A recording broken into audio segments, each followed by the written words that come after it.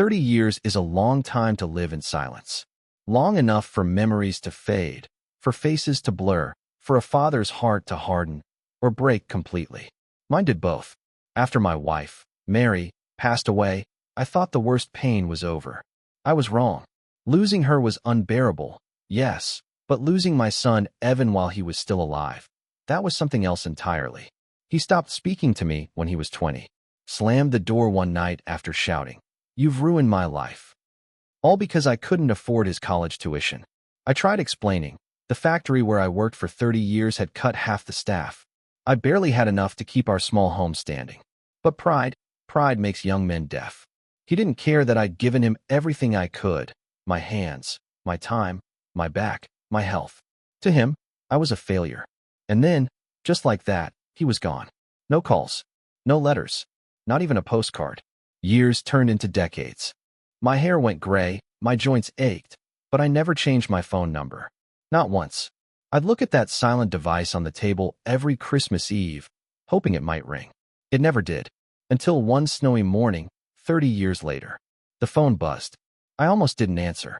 But something, maybe a whisper from Mary, made me pick it up. "Hello." There was a pause, a hesitant breath. Then a voice I hadn't heard since I was a younger man. "Dad." My chest tightened. I gripped the receiver. "Evan." He gave a nervous chuckle, as if we'd only gone a few months without speaking. "Yeah, it's been a while, huh?" I didn't know what to say. The years had made me cautious, like an old dog who's been kicked too many times. He cleared his throat. "Listen, Dad, I know it's sudden, but we're having Christmas at our place this year. Big family thing. Claire and the kids would love to see you." "We'd love to see you." Those words hit me harder than he could imagine. 30 years of nothing. And now, suddenly, I'm invited to Christmas? "Why now?" I asked quietly. He hesitated. "It's just, the holidays. Time to let things go." Something about his voice didn't sound right. Too polished. Too polite. But I said yes. Because despite everything, a part of me still longed to see him. To see if my son had become the man I once hoped he'd be. After we hung up, I just sat there for a long while, staring at the fire. My cabin was quiet except for the soft hiss of the burning wood. The walls were lined with old photos, most of them faded, some turned backward because I couldn't stand the sight. One in particular caught my eye. Evan at 10 years old, standing beside me with a fishing pole in his hand, his face lit up with pride. That was before everything changed. "Did you hear that, Mary?" I whispered toward her photo on the mantel. "Our boy called." The next morning, I drove into town. Not to buy gifts, not to look for decorations, but to see my lawyer. Because Evan didn't know that my life had taken a turn he could never imagine. 6 months earlier, a company bought the stretch of land I'd inherited near the lake. Land I hadn't touched in years. The deal made me wealthy beyond anything I'd dreamed of. I hadn't told a soul. I didn't need to. I'd lived too long learning who cared about me and who cared about my wallet. So when Evan called, part of me knew. Maybe it was guilt, maybe it was curiosity, or maybe it was greed. But whatever it was, I was going to find out.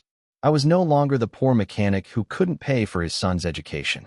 No longer the man standing outside his child's house, holding a handmade gift while being told to leave.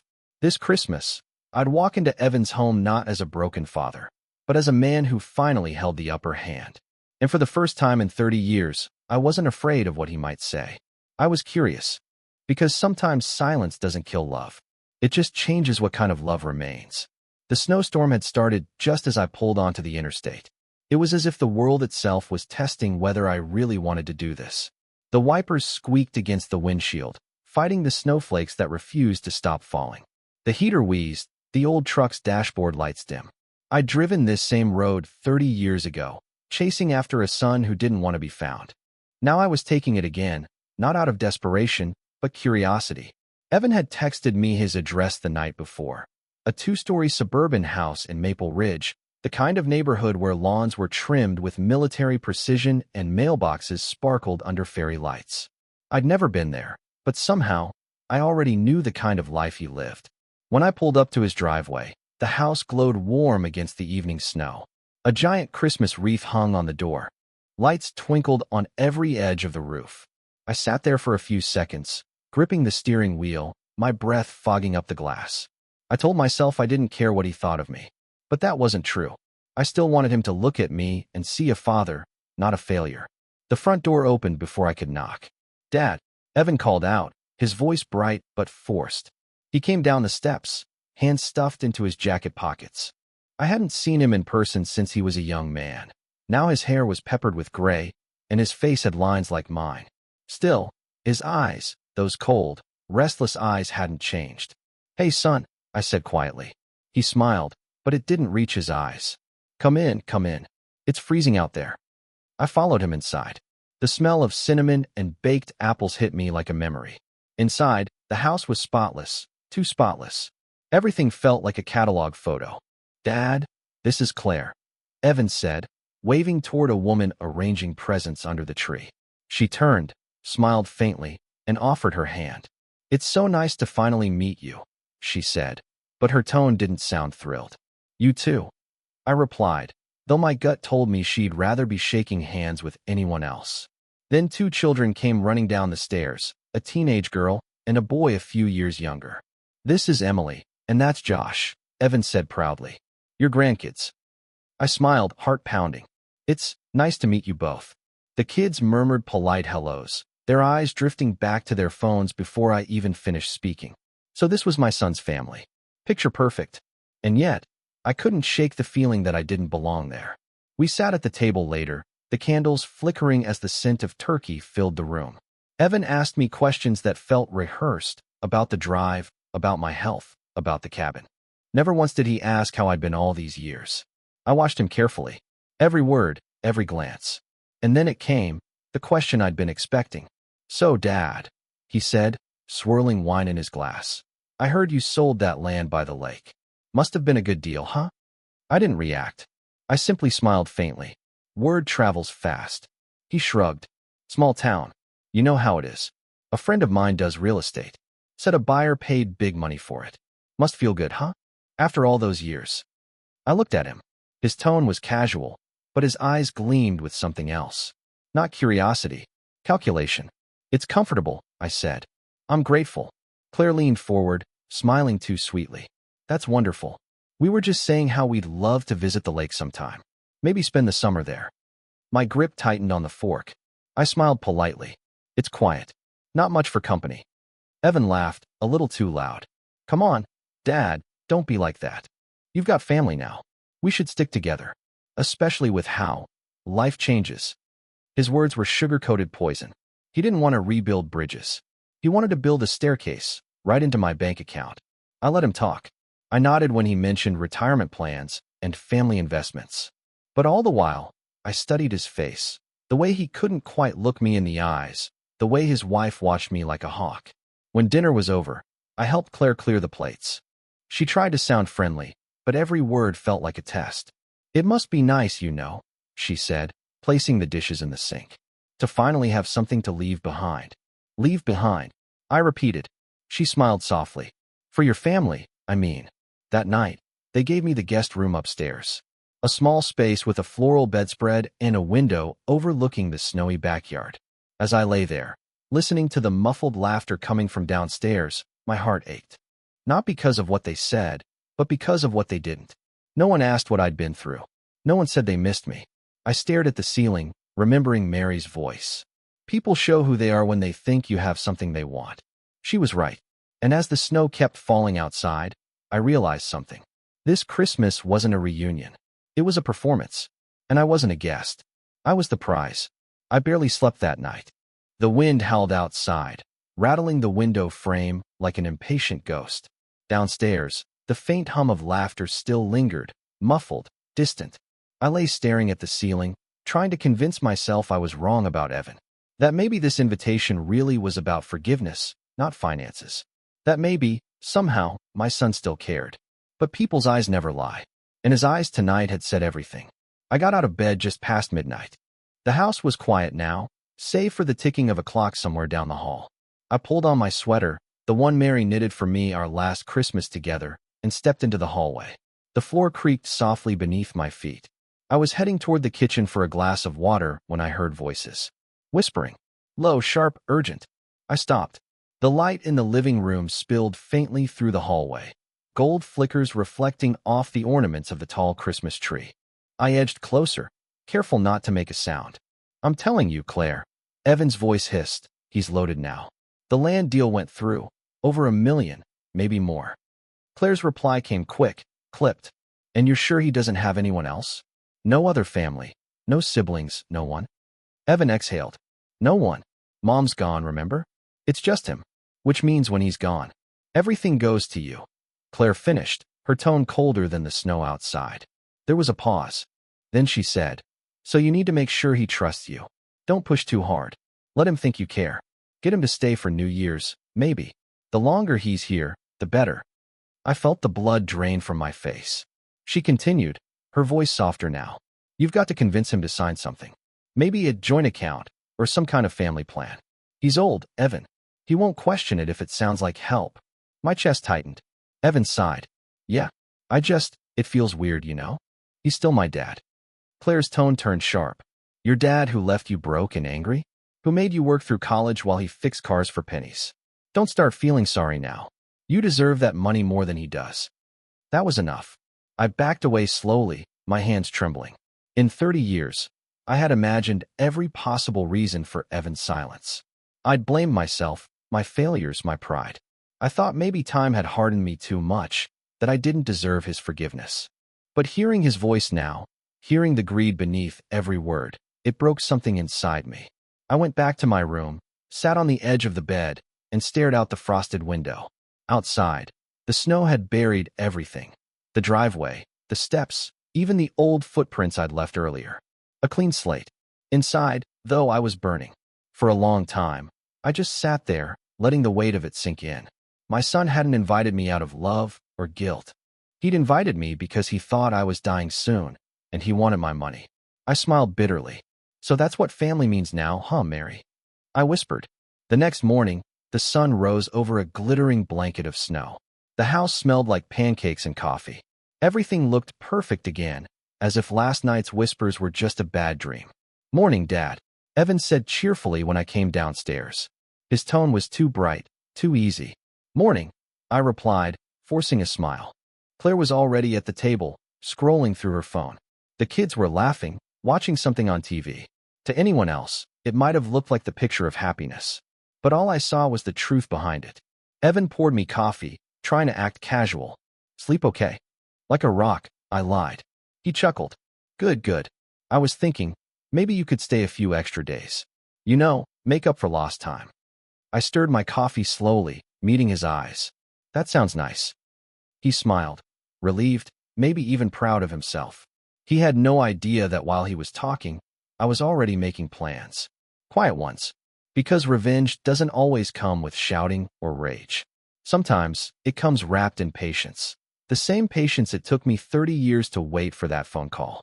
That afternoon, while they were out shopping for more decorations, I stayed behind.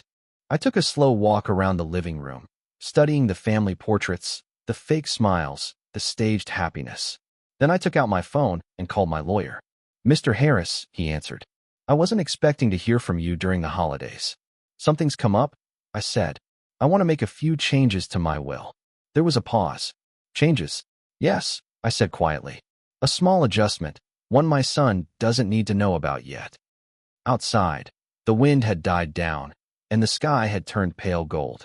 Christmas music drifted faintly from the neighbor's house. I stood by the window, watching the snow melt on the glass, and felt something I hadn't felt in years, control. For 30 years, I'd been the forgotten father. The man who gave too much and received nothing in return. But this time, things were different. This time, I wasn't the one being fooled. The next few days passed like a strange play, one where everyone knew their lines except me. Evan called it a family reunion, but it felt more like a carefully staged performance. Every word, every smile, every toast was rehearsed. And the more they pretended to love me, the colder the house felt. I watched them quietly. I always had been a good observer. Years of working in the garage taught me to notice small things, a loose bolt, a wrong sound, a flicker in someone's expression. Now, I was doing the same thing, but with my son. Every time he mentioned family, his eyes darted toward my wrist, where my old watch, the one Mary gave me, shimmered faintly under the light. He'd say things like, "Dad, you've worked your whole life. You should let someone help manage things now, or you don't want to handle all that paperwork alone, right?" Subtle, but constant. I never confronted him. Not yet. Instead, I smiled, nodded, and played along. Because sometimes silence teaches louder lessons than anger ever could. On Christmas Eve, they threw what Evan called the big family dinner. Neighbors came, laughter filled the house, and the dining table groaned under the weight of roasted turkey, glazed ham, and too many side dishes to count. I sat at the end of the table, the so-called head of the family. Evan insisted on giving a little toast. "To second chances," he said, raising his glass, his smile just a bit too wide. "To rebuilding bridges and making new memories." Everyone clapped. I smiled politely, though my mind was far away. Back to a time when family dinners were simpler, when Mary hummed Christmas songs in the kitchen and Evan sat across from me, face lit by candlelight, dreaming about his future. That boy was gone, replaced by this man, polite, successful, and hollow. "Dad," Evan said suddenly, snapping me back to the present. "I was thinking, after the holidays, maybe I could help you handle some of the financial stuff. You know, make sure you're not overpaying taxes or anything." The room went quiet for a second. Claire looked up from her plate, pretending to be surprised. "Oh, that's such a thoughtful idea, honey," she said. I let the silence stretch. Then I smiled faintly. "That's kind of you, son. I'll think about it." He nodded quickly, relief flooding his face. But behind that smile, I saw calculation. He thought I was slipping. He thought the years had dulled my mind. He had no idea I'd already rewritten everything. The will, the trust, the beneficiaries. After dinner, I helped Claire clear the table. She kept thanking me, overly sweet, like someone trying too hard to be liked. "You know, Evan's really happy you came," she said, stacking plates. "He's been talking about reconnecting for months." I dried a glass and smiled. "Is that so?" "Oh yes," she continued quickly. "He's just cautious, you know? After everything. He doesn't want to push you away again." Her words were syrupy and meaningless. Then, as she reached for another plate, I noticed her hand trembling slightly. A small thing, but I caught it. Guilt, maybe. Or fear. That night, after everyone went to bed, I went downstairs again. The Christmas tree glowed softly in the dark, lights blinking in steady rhythm. Beneath it, presents were stacked in neat, perfect rows, each wrapped with glossy paper and bright bows. And then I saw it. On the table beside the tree, a folder. Open. Inside, documents. Bank statements. Property records. Mine. Evan must have gone through my things while I was out earlier. My hands clenched at my sides, but I didn't touch a single paper. Instead, I closed the folder gently, as if sealing his mistake inside. "All right," I whispered to the empty room. "You want to play this game? Let's play it properly." I turned toward the window. Snow was falling again, heavier now, swirling under the golden glow of the streetlight. Somewhere deep inside, the pain began to shift, no longer sharp, no longer bitter. Just steady. It wasn't revenge I wanted anymore. It was peace. But sometimes, peace needs to be earned, by letting others face the truth they tried to bury. The next morning, Evan was all smiles again, pretending nothing had happened. He asked about my plans for the new year, about whether I'd stay longer. "Oh, I'll be staying," I said. "For a little while." And as I said it, I felt something settle inside me. Calm, quiet, but unshakable. Because by the time Christmas morning arrived, I would give my son exactly what he'd been waiting for. Just not in the way he expected. The morning came soft and golden, with snow still whispering against the windows. The house was already awake when I went downstairs. Laughter, wrapping paper, and the clinking of coffee mugs filled the air. "Dad, Merry Christmas." Evan greeted me cheerfully, voice too loud, too cheerful. Claire was beside him, smiling like a hostess in a commercial, holding a tray of cinnamon rolls. The kids sat by the tree, surrounded by towers of gifts, tearing through ribbons like it was a competition. It was a perfect Christmas. Too perfect. I smiled faintly and took a seat on the couch, watching them. I'd always imagined what Christmas might have been like if we hadn't fallen apart. But now, sitting there, I realized that sometimes, pretending is worse than loneliness. Evan handed me a box, wrapped neatly with gold paper. "Here, Dad. From all of us." I took it carefully, feeling the weight. Inside was an expensive leather jacket, soft as silk. "Thank you," I said quietly. "It's beautiful." Evan grinned. "Well, you deserve something nice. After everything." After everything. Those words echoed. He didn't mean after everything you've endured. He meant after everything you've earned. Claire leaned in. "We thought maybe you could come stay with us a little longer this time. You know, enjoy the company. It's not healthy to be alone so much." Her tone was sweet, but her eyes flicked to Evan, like she was waiting for him to pick up the next line in the act. He did. "Actually, Dad, I was thinking we could handle some of your finances while you're here, just to make sure everything's in order. Taxes, paperwork, all that stuff. I know it's stressful at your age." I chuckled softly, setting down the box. "My age, huh?" He laughed awkwardly. "You know what I mean. Just trying to help." I looked around the room, the tree glowing, the kids' laughter echoing, the faint sound of Christmas music playing from the kitchen. Then I met his eyes. "I actually wanted to talk about that," I said.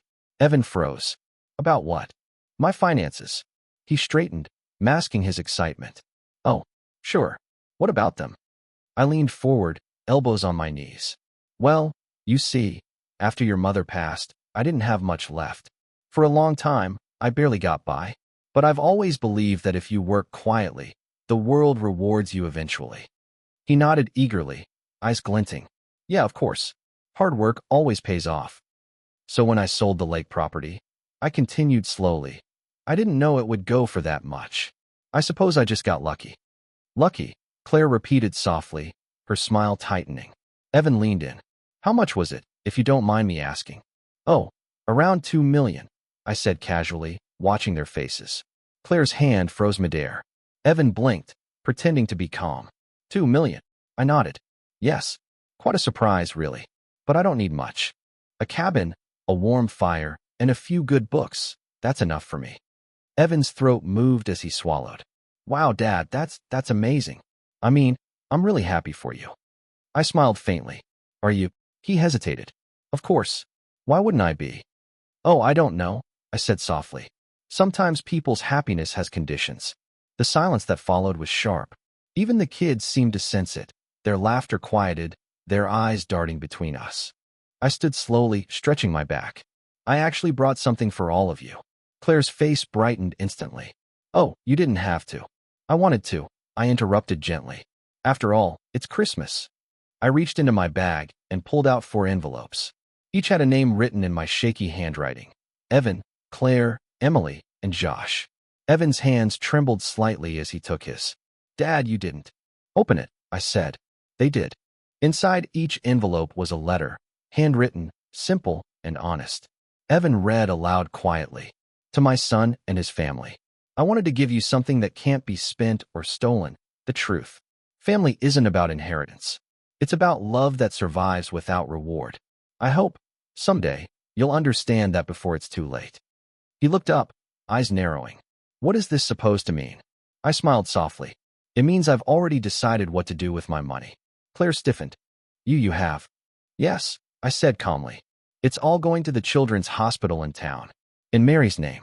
She always wanted that." The silence that followed was thick enough to touch. Evan's face went pale. "You're kidding." "No," I said gently. "Not this time." He stood abruptly. "Dad, that's insane.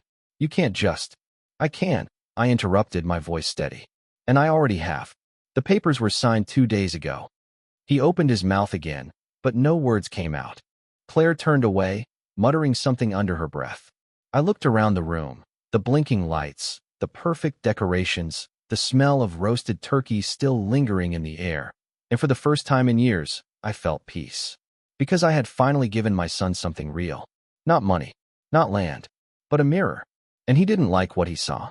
I reached for my coat by the door. "Thank you for inviting me, Evan. Dinner was wonderful." He stared at me, speechless, his jaw tight, his pride burning. Then I walked outside into the falling snow. It was cold, but it felt cleaner than the air inside that house. I looked up at the sky, snowflakes melting on my skin, and whispered, "Merry Christmas, Mary. It's done." The road home was quiet that night. Snow drifted across the headlights like slow-falling ash, and the world seemed hushed, as if even winter itself was holding its breath. I didn't turn on the radio. Didn't need to. The echo of my son's voice followed me all the way back to the cabin. "Dad, that's insane. You can't just give it all away." But I could, and I did. When I finally pulled up to my place by the lake, the air felt sharper, cleaner. The cabin stood the same as always, small, worn, but honest. I unlocked the door and stepped inside, greeted by the faint scent of pine and smoke. The fire had long gone out, but the warmth of peace, real peace, had already begun to take its place. For the first time in decades, I didn't feel guilty for what I didn't have. I felt proud of what I didn't need. The next morning, the phone rang. I didn't answer at first. I just watched it buzz on the table, once, twice, 3 times. Then the voicemail tone played. Evan's voice came through, shaky and low. "Dad, I'm sorry. I overreacted. I didn't understand. Please call me back." I sat there, staring at the blinking red light on the answering machine. He hadn't understood. He still didn't. I replayed Mary's laughter in my head. Her voice always gentle, always forgiving. She'd probably have told me to call him back, to try again, to keep hoping. But I wasn't Mary, and I'd learned that sometimes love means letting the silence do the talking. 2 days later, a letter arrived. From Evan. The handwriting was uneven, rushed. "Dad, I know I've made mistakes. I was angry, selfish, stupid. I just wanted to make things right. Please, don't shut me out again." I read it twice. Then I folded it carefully and placed it beside Mary's picture on the mantel. Not out of bitterness, but respect. He needed to learn what 30 years of silence had taught me, that apologies mean nothing if they come too late and for the wrong reasons. That night, I sat by the fire, the orange glow flickering against the window. The lake outside was frozen solid, still and silent under the moonlight. I thought about the look on Evan's face when I told him where the money was going. Shock, then disbelief, then something else, something raw, buried deep beneath his anger. It wasn't greed anymore. It was shame. Maybe that was enough. Maybe that was his beginning. A week later, I received another call, not from Evan this time, but from the Children's Hospital. "Mr. Harris," the woman said warmly, "we just wanted to thank you for your generous donation. The new wing will help so many families. It's a beautiful legacy." Legacy. I hung up and looked around the cabin. The walls were lined with photos, but the one that caught my eye was Mary's again, taken on our last Christmas together. Her smile was soft, her hands covered in flour from baking cookies she never finished. "You were right, Mary," I whispered. "Family isn't blood. It's kindness that outlives us." Outside, the snow began again, blanketing the world in white silence. That evening, just before bed, the phone buzzed once more. A text message this time. From Evan. "Dad, Emily wants to see you. She said she misses her grandpa. Could we visit next weekend?" I stared at the screen for a long while. My thumb hovered over the keyboard, but I didn't type anything. Instead, I smiled. Because maybe, just maybe, it wasn't too late for her, for the next generation. But for me and Evan, some things weren't meant to be repaired. They were meant to be remembered, as lessons, not wounds. I blew out the last candle, feeling the warmth fade into darkness. In that silence, I found something stronger than revenge. Closure. It didn't come with anger or pride. It came with acceptance, the kind that only 30 lonely Christmases can teach a man. I lay down, the snow still falling outside, and whispered to the night, "Thank you, Mary, for teaching me how to love, even when no one loves you back." And as the fire's last embers died, I realized that peace isn't when everyone forgives you. It's when you finally forgive yourself.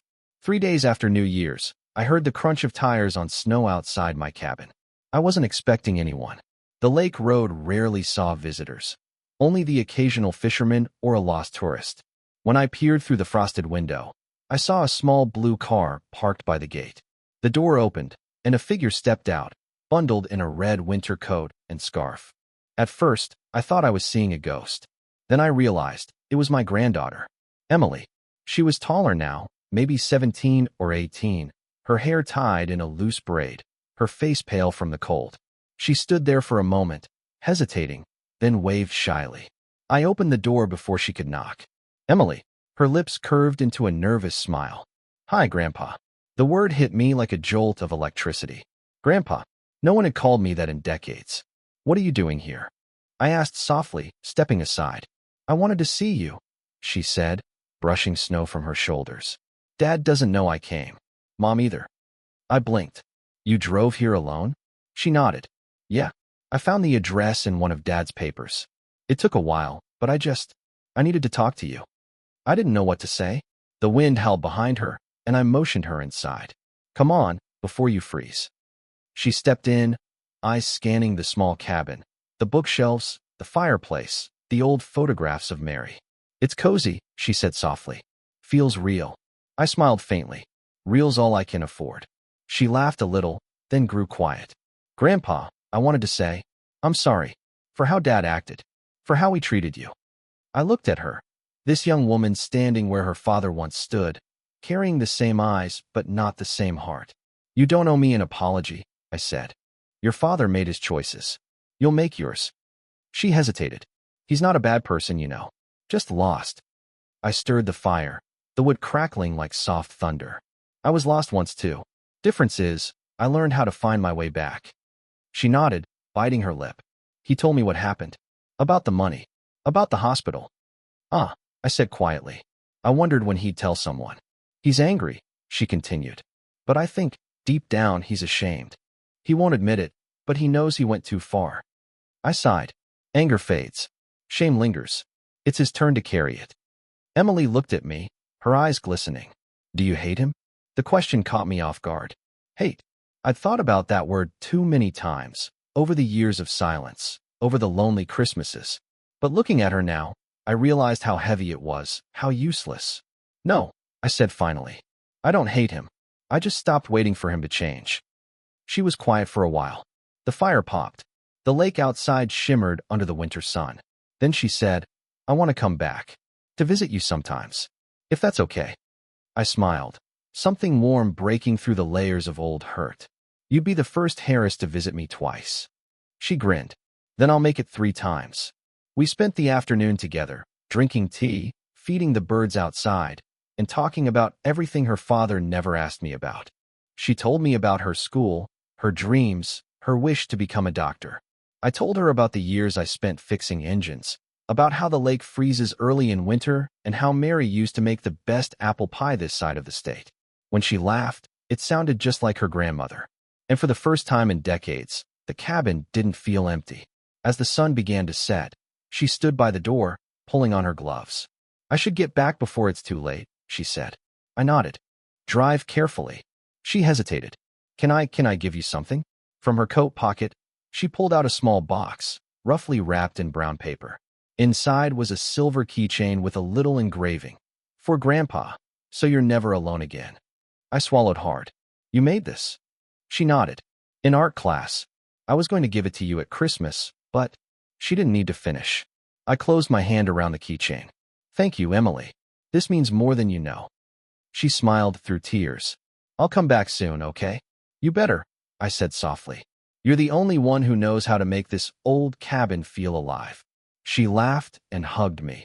A quick, trembling hug that left me standing still long after she drove away. That night, I sat by the fire again, holding the keychain in my hand. For 30 years, I thought revenge meant watching those who hurt you fall. But sometimes, it's quieter than that. Sometimes, revenge is living long enough to see goodness return, even if it comes through someone else's heart. As the fire flickered low, I whispered into the warm silence. She came, Mary. She found her way. And for the first time in decades, I didn't feel forgotten. I felt found. The morning after Emily's visit, the lake was still. The kind of stillness that feels like the world is holding its breath, waiting for something sacred. I made my coffee the way I always did. 1 spoon of sugar, 2 of silence. The house was cold, but my heart wasn't. Not anymore. Her laughter from the day before still echoed in my head. For the first time in years, that echo didn't hurt. It healed. I sat at the table, the light spilling in through the frost-glazed window, and reached for an old wooden box on the shelf. Inside were papers I hadn't touched in decades. Bills, faded letters, photos yellowed at the edges. And under it all, a single blank sheet. I took it out, smoothed it flat, and picked up my pen. I wasn't sure why I did it. Habit, maybe. Or closure. All I knew was that I had words left inside me, and they were meant for him. So I began to write. Dear Evan, I wasn't sure if I should write this. There's a part of me that thinks you've already said everything you needed to say, and another part that knows you haven't. I don't write this for forgiveness. I don't need it anymore. I write it because I want you to understand something before the years take me completely. You were right. Once, I did fail you. I failed to give you the life you thought you deserved. I failed to be the father who always said yes, who could fix every broken dream the way I fixed engines. But I never stopped loving you. Not for a single day. When you left, I blamed myself. For years, I carried that weight, thinking I hadn't tried hard enough. I spent nights staring at the ceiling, asking what I could have done differently. But time has a way of sanding down even the sharpest memories. It doesn't erase the pain. It just teaches you to hold it differently. You came back when I had something worth taking, not when I had something worth giving. And that's all right, because I realized something you still haven't. Love and inheritance don't live in the same house. One stays even when you have nothing. The other disappears the moment you can't give anymore. I don't hate you, Evan. I don't even pity you. I just hope one day you'll understand that wealth means nothing when you've spent your life starving the people who loved you. I gave the money away because I wanted something better to live on than resentment. I wanted your mother's name to mean kindness again, not greed. And maybe, one day, when you pass by that hospital wing with her name on it, you'll remember what family was supposed to feel like. Until then, take care of Emily.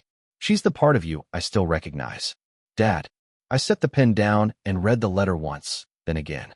The words didn't feel bitter. They felt clean, honest, and light. I folded the paper and slid it into an envelope, but didn't write his address. Instead, I placed it beside Mary's picture on the mantel, next to the keychain Emily had given me. Some letters are meant to be written, not sent. Outside, a pair of birds landed on the frozen fence. The sun broke through the clouds, scattering light across the snow. For the first time in 30 years, I felt like I could breathe again without guilt. That evening, as the fire crackled low, I took one last look at the letter. The edges had already curled slightly from the warmth of the room. It wasn't a message of anger. It was a goodbye to the man I'd spent decades trying to be, the father who waited for an apology that never came. Now, I didn't need it. I whispered softly to the empty room. Goodbye, Evan. I hope you find your peace too. Then I blew out the candle, and for the first time since Mary died, the darkness didn't scare me. It felt like rest. It was late January when I heard the knock. 3 short taps, hesitant, uncertain, familiar. I almost thought I imagined it. Visitors were rare here, especially in winter.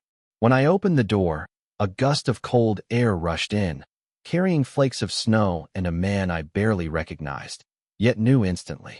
Evan. He looked older than I remembered. His once confident posture was gone, replaced by a kind of fragile weight, the kind that comes not from age, but from regret. He stood there, holding something in his hand, an envelope, worn from travel. Dad, he said softly.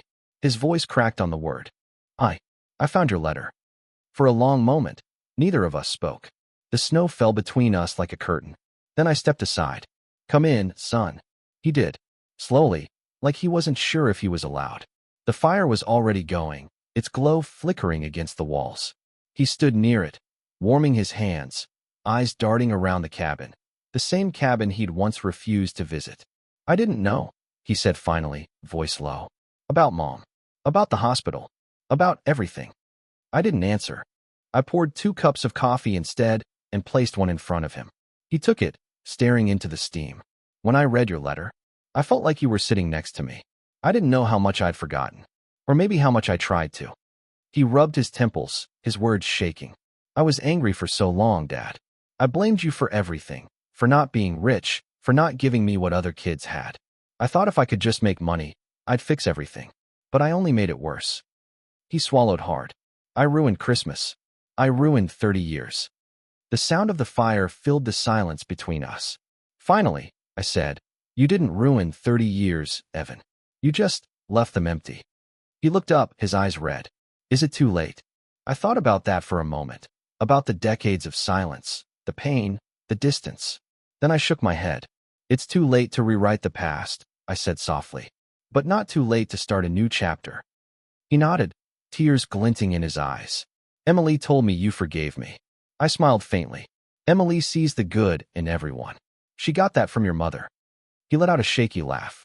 She's the one who made me drive here. Said I couldn't keep running from ghosts. Smart girl, I said. He hesitated, then reached into his coat pocket and pulled out a small object, the silver keychain Emily had given me. She forgot this last time, he said quietly. Thought you'd want it back. I shook my head. Keep it. You'll need it more than I do. He frowned. Why? Because keys open doors, I said. And sometimes, forgiveness is just a door waiting to be unlocked.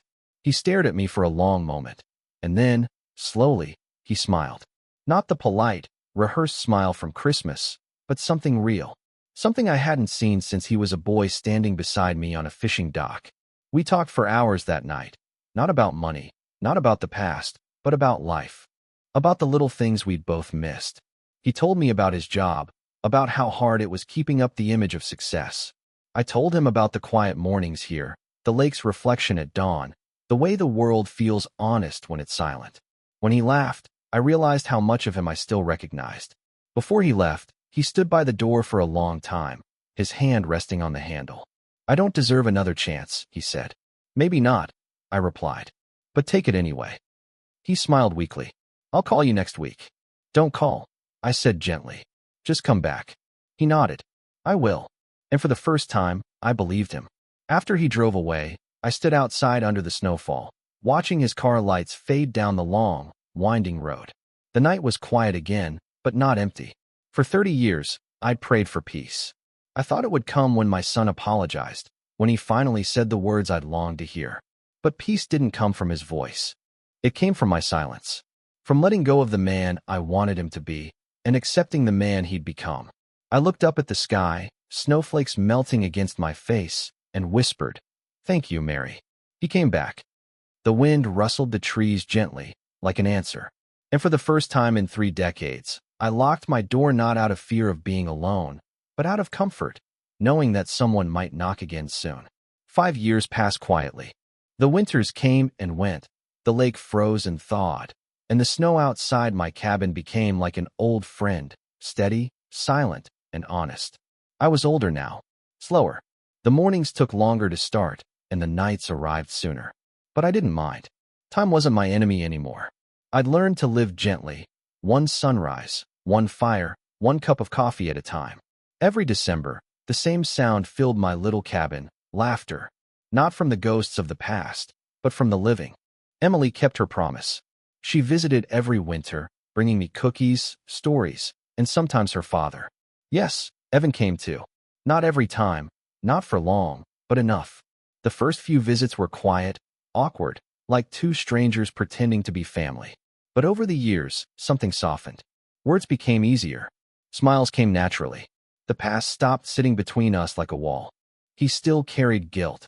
I could see it in his eyes, but guilt can't bloom where forgiveness has already taken root. This Christmas morning was colder than usual. The fire burned low, and the window was framed with frost. Outside, I saw Evan's car pull up through the snow, headlights cutting through the pale dawn. He stepped out, older too, his beard grayer, his posture calmer. Behind him, Emily waved, holding a bag of gifts. She looked radiant, grown now, in her early 20s, the same bright kindness in her eyes that once saved me. "Grandpa," she called, running up the steps. "Merry Christmas." I opened the door before she could knock. "You always beat me to it," I teased. Evan smiled behind her. "Old habits." "Good ones," I said. They stepped inside, shaking off the cold. Evan carried a box, not wrapped, not fancy, just plain brown paper and a bow. "What's this?" I asked. He handed it to me carefully. "Something we wanted you to have." I sat down by the fire, untied the bow, and lifted the lid. Inside was a framed photo of me, Mary, Evan, and Emily, all together, digitally restored from old pictures. Beneath it, an inscription: "For the man who taught us that love is the only inheritance worth keeping." For a moment, I couldn't speak. My throat tightened, and the warmth from the fire blurred into tears. Evan looked down, his voice trembling. "I know I can't fix the past, Dad, but I wanted you to know that I understand now. What you did, why you did it. The hospital. Emily told me how many kids it's helped. Mom would have been proud." I nodded slowly. "She would have." He took a deep breath. "And I'm proud too." I looked at him, really looked at him, not as the angry boy who'd walked away, but as the man who'd finally found his way home. "You know," I said quietly. For a long time, I thought revenge meant showing someone what they lost. But now I see it's about showing them what they still can save. He smiled faintly, eyes glistening. You always did have the last word. Somebody has to, I said, chuckling softly. That night, after they left, I sat alone by the fire with the photo in my hands. The flames flickered low, painting the room in amber light. Outside, snowflakes drifted through the darkness, landing softly on the frozen lake, just like they had that night, years ago, when Evan first called. I thought about everything that had happened, the anger, the silence, the pain, the quiet redemption. It wasn't a story of revenge anymore. It was a story of return. Before heading to bed, I placed the photo beside Mary's picture. Now, her smile didn't look lonely. It looked complete. I whispered, "They came back, Mary." It took them a lifetime, but they came. The wind outside sighed softly against the window, like her answer, "I know." The next morning, sunlight broke through the clouds, spilling golden light over the snow. The lake shimmered again, calm, bright, endless. My hands trembled slightly as I poured the coffee, but my heart was steady. Everything was in its place. The silence didn't hurt anymore. It felt like peace. And if that was to be my last Christmas, I knew I'd lived it exactly right. Because I didn't die with bitterness in my heart. I died knowing that love, real, unbought, and unbroken, had found its way home again.